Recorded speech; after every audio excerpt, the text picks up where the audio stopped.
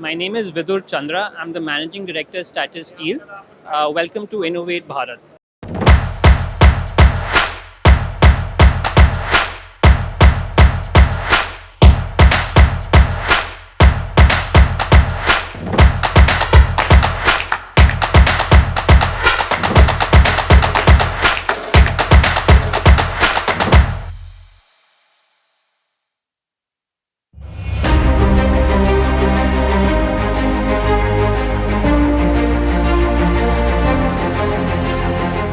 The idea was to look at developing these for India by making them in India.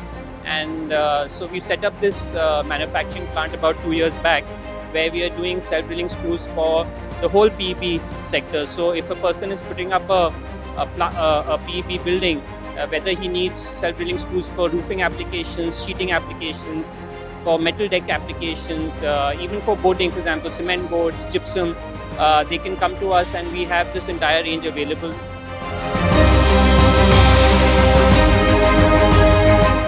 Basically, manufacturers of self-drilling screws and fasteners. One of the major concerns that we had, because we are also in steel construction ourselves, was getting a proper supplier for at the right price, which is very important.